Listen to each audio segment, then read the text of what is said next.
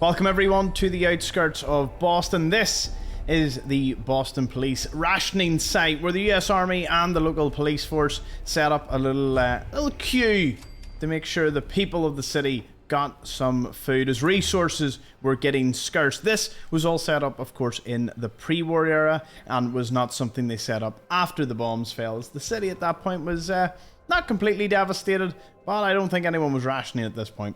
There are 4 frag grenades underneath the desk here that you might want to have a little look-see at, because that respawns frequently. I always pass here when I'm in the area. Let's have a look at the police terminal. User Detective Francis Perry. There was an investigation going on at this point, and we'll be reading into that. Shortages. Attention officers, it's been brought to my attention that there have been complaints again about shortages of missing items. Most likely this is just some civvies trying to weasel a bit more out of the system, but make sure to keep an eye on the lines. If I see in our news story about pickpockets stealing medical supplies from old ladies right under our noses again, I will personally make sure you're stuck doing paperwork on terminals from the last century for the rest of the year. Sergeant S. Randall, Boston PD, 3rd Precinct. So the shifts were being scheduled by Detective Perry from the PBD in conjunction with Sergeant Reese from the Army Reserves. There will be at least 2 officers present during distribution hours. Army personnel are responsible for loading and unloading from the train. Police personnel for checking, receiving ledgers and distributing rations to civilians. So you can see a little police-army cooperation. There is a little holotape from Detective McDonnell. Let's have a little read. Well, I should say listen. Let's see if we can piece together what was going on here. Son of a bitch, Sergeant Reiser caught me trying to have a look in the warehouse. And that asshole actually drew his weapon on me. Look, Perry, I know you two came up together and all, but I'm telling you that guy is dirty, and I need you to have my back on this. Those ration crates didn't just go missing on their own. And it's our job to make sure they're getting to the people who need them. Just lean on him a bit, okay? McDonnell out. Well, my parkour skills somewhat to be desired. You can hear that there wasn't camaraderie between the detective and that sergeant. Oh, the spot's just passing by. Yes, caravans do frequent this area. Let's have a little drop down. Once you're in here, you'll be greeted by the local wildlife. Unlatching that will allow you inside.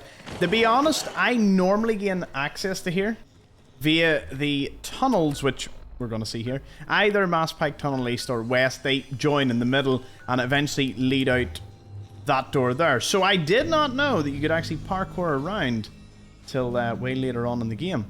Let's have a look at the Army terminal, see what Sergeant John Reiser was doing. So this was officers from the Boston Police Department do not have clearance to enter the depot warehouse and are not permitted to be snooping around under any circumstances. I don't care if they brought you dinner and a joke around with you. I've been informed that there is a current investigation into ration shortages in their unit, and I'm not going to have a problem with their men getting pinned on us. And if you see Detective McDonnell near the warehouse again, you are to place him under arrest and bring him to me. Okay, he was from the 708th Infantry Division.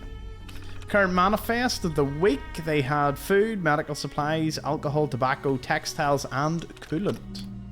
Also some Protectron controls. You can activate it. It'll bring you a little buddy online. A fire one. He can deal with the mole rats for you if you're having any problems. Let's go into the utility tunnel and continue the story, because there's a lot more than meets the eye here. Now, while this is technically part of the Mass Pike Tunnel, considering it's all one thing, I wouldn't worry. This is also now part of the Speak of the Devil quest line, which you can do, leading you up to the point of being able to access that XO2 armor in there. Now over here is Sergeant Rise's holotape. We're gonna have a little listen to him. We need to talk, Perry. Your partner keeps sticking his nose where it shouldn't be. I don't care if he's a cop. If he keeps sniffing around the tracks, he's liable to get hit by the train. Are we clear? Anyway, I've got this stuff moved down into the utility tunnels, but it's burning a hole in my pocket.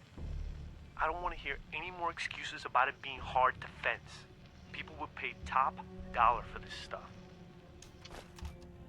And then this is Detective Perry's holotape. It seems he may have figured something out. Perry, what's taking you so long, cuz? You should have moved more than half this stuff by now. I've got that sanctimonious prick McDonnell breathing down my neck.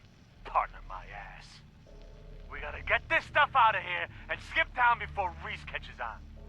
We'll let his dumb ass take the fall for this, then come back in a week or so and say our grandma was having health problems down in New York.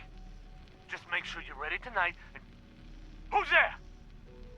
You better show yourself, asshole. So you can piece together Detective Perry was figuring out what was going on. Sergeant Riza did indeed have problems going on, but it doesn't seem that he was part of it all. There's also a little taboo tattoos, lots of cigarettes, vodka, stim packs, medical supplies that weren't getting to the people of the city, causing obviously more problems. Opening this door using the password there. You can also use the password now to get in and use that terminal over there. They're all either novice or advanced locks, depending. And then when you get down to here, you're now into the Mass Pike Tunnel. Just to give you a quick rundown, if you go all the way to the east here, you will encounter raiders that are protecting that entrance.